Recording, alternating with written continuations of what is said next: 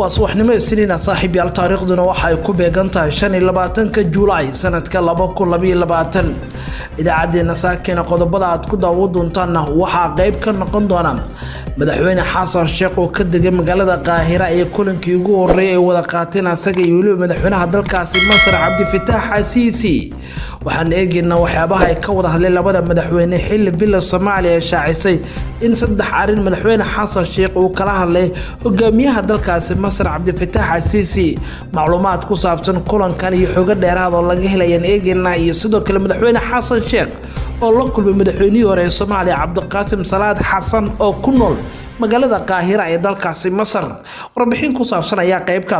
baarlamaanka Soomaaliya maanta waxa uu hortigi doona ra'iisul wasaaraha Soomaaliya Xamza Cabdi Barre asagoo weydiisanaya in 10 maalmood oo cusub oo dheeraad ah ay baarlamaanku siiyaan si uu soo dhiso gulihiisa wasiirada haddaba maxaa ka dhici kara baarlamaanka maanta miyuu heli doona aqlabiyada baarlamaanka markale Xamza oo loo ogolaan doona 10 maalmood uu dalbanayo wax walba oo ku saabsan fadhiga baarlamaanka waxa ka dhici kara in macluumaad cusub arintaas ku saabsan ayaa idin wadaagi doona agaasimaha hay'adda nabadgelyada iyo sirdoonka qaranka ee Soomaaliya Mahad Maxamed Salaad oo qayb ka safarka madaxweynaha Soomaaliya oo ku jooga magaalada Qaahira ee caasimadda dalkaasi Masar ayaa wararka wuxuu helay macluumaad iyo dukumeentiyo la xiriira in agaasimaha hay'adda NISA uu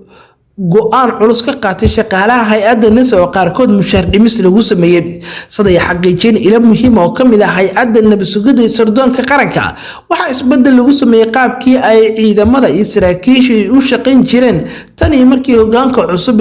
uu la wareegay hay'adda Mahad Salaad agaasimaha sirdoonka qaranka ee NISA Mahad Maxamed Salaad tan iyo markii loo magacaabay xilkan waxa uu iska qariyay baraha bulshada sidoo kale qalabkii warbaahineed ee hore uu isticmaali jiray ayuu hoos u dhigay asagoo aan inta badan isticmaalin warbaahinta wuxuu iska qariyay wax walba waana falsafad la sheegay inuu kaga dayanayo agaasimihii shaqada kaga horeeyay ee Fahad Yaasiin Mahad Salaad ayaa dalacsiyay dhalinyaro dhowr ah oo qaarkood hore ugu soo shaqeeyay iyo kuwa ku cusub hay'adda kuna soo biiray oo aan habka lagu xanto oo habeeleen ayuu sameeyay agaasimaha NISA muddada kooban ee hay'adda uu joogay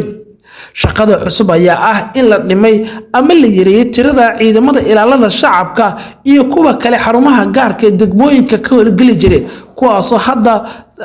hoos loo dhigay awoodooda waxaana la hoosgeeyay taliskooda Muxudiin Warbac oo taliyaha NISA ee gobolka Banaadir sidoo kale waxa la yareeyay lacagihii ama mushaaraadka ay qaadan jireen saraakiisha ciidamada darajadooda aqoontooda iyo shahaadadooda oo markii hore lacagtooda ku xirneed ayaa dhammaan hadda isbedel lagu sameeyay darajada iyo shahaadada ayaa ah waxa ugu weyn ee lagu qoondeeyay laguna jaangooyay mushaaraadka shaqaalaha dawladda laakiin hadda Mahad Salaad taasi waa uu diiday tusaale shaqaalihi haystay shahaadada Masar Digriga ama shahaadada labaad ee jaamacadda waxa laga dhigay mushaarkiisa inuu qaato wuxuu hadda mushaarkiisa ka dhigay Mahad Salaad inuu qaato $550 halka markii hore ay heday 1000 ilaa $1500 ay qaadan jireen laakiin Mahad Salaad wuxuu ku soo koobay dadka haysta shahaadada masterka ama shahaadada labaad ee jaamacadda in $500 la siiyo shaqaalaha shahaadada digriga ama qaybta shahaadada jaamacadda koowaad baajka koowaad haysta waxa asna mushaarkiisa laga dhigay $300 halka markii hore ay heday $700 ilaa $1000 u dhaxaysay oo qofka haysta shahaadada bachelor degree xirfadlayaasha kala duwan ama labada qayboodba xirfadlayaasha dadka aan shahaadada haysan laakiin xirfadlayaal ah oo xirfadooda lagu qiimeeyo oo khibradooda aqoonta yarta ayaa mushaar waxay u qaadan jireen inta u dhaxaysa $500 ilaa $1000 laakiin hadda waxa lagu soo koobay $200 maadaama aysan xirfadlayaal yihiin oo aysan shahaado haysan tusaale haddii shaqaale qaabilsana dhanka xuraansiga ama xogaha ama sirdoonka uu qaadan jiray gunno joogta ayaa hadda waxa lagu soo koobay mushaar oo kaliya waana $400 waxana laga jaray lacagtii gunnada joogtada uu heli jiray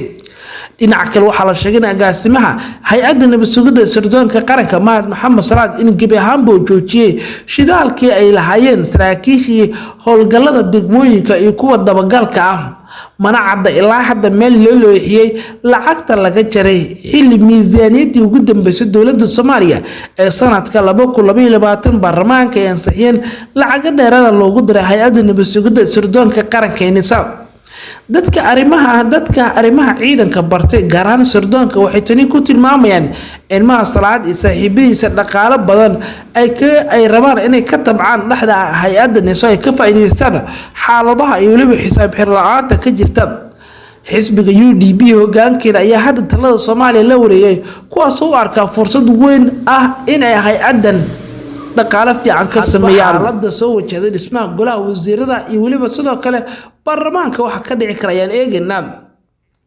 xildhibaanada golaha shacabka federaalka ayaa la isku yeeray kuwaas maanta Isniin ah imaan doona kulanka ajendaha ayaa ah codsi ka yimid ra'iisul wasaare Xamse Cabdi Barre fariin loo diray xildhibaanada golaha shacabka ayaa lagu sheegay inay ka soo qayb galaan shirka ama kulanka maanta Isniin taariikhdu 25 Juulaay 2020 dhici doona ajendahan ayaa codsi ka yimid xafiiska ra'iisul wasaaraha sida lagu sheegay warar soo baxay ra'iisul wasaaraha Soomaaliya ayaa la filayaa in golaha shacabka uu ka darbado in muddo kordhin la siiyo si uu soo dhameystiro dhismaha xukuumadda cusub iyadoo caqabado ay soo wajaheen Xamse Cabdi Barre ra'iisul wasaarihii ugu horeeyay ee muddadii bilka ah xukuumad ku soo dhisi way ayaa hadda u baahnay inuu soo dhiso in waqti kala dheeraada la siiyo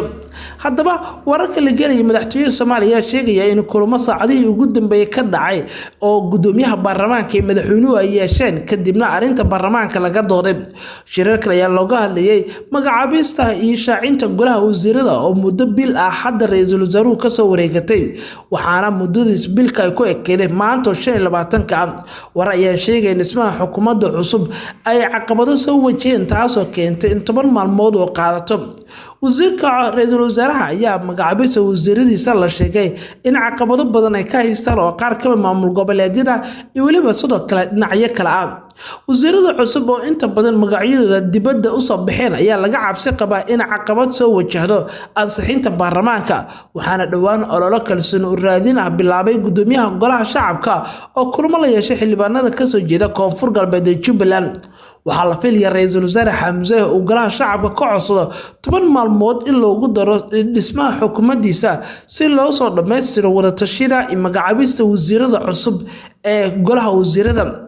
madaxweynaha Soomaaliya Xasan Sheekh ayaa markii xilka la wareegay joojiyay dhammaanba wixii qaabilaada siyaasiyiinta iyo xildhibaanada labada aqal marka laga rabo